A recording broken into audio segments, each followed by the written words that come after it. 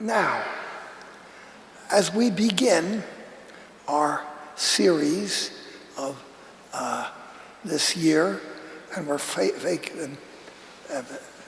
focusing on saints, next month will be St. Martin de Porres. I visited his room and I offered Mass over his casket.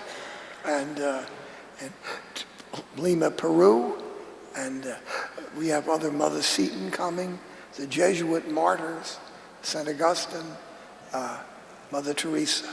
So it should be an interesting series. And perhaps, I hope, you learned a few things about St. Francis and St. Clare that you didn't know. In the Gospel, our Lord is being very direct. Have you noticed that? These Sunday Gospels, for the last several Sundays, our Lord is very direct, pushing the scribes and Pharisees and everybody else. And I should mention this.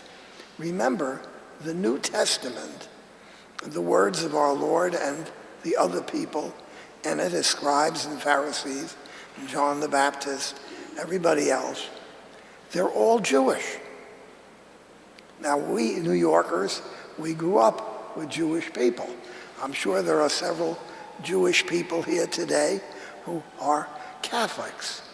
And a couple here, I know them. And it's part of the Jewish personality, goes way back into the Old Testament. Confront, let them know what's going on. They don't dilly-dally around things. And that's exactly what our Lord is doing today with the scribes and Pharisees. He confronts them. And now, G.K. Chesterton used to have a thing, how odd of God to choose the Jews. Why did he pick the Jews?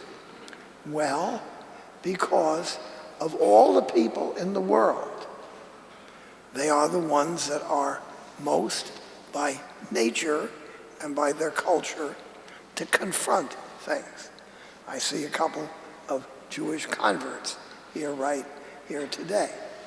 And you hear it as it is.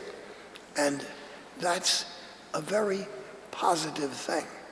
If you listen to the gospel today or read over the gospels, you'll see that our Lord confronts his critics, his enemies, and even his friends, and tells the apostles what they have to do.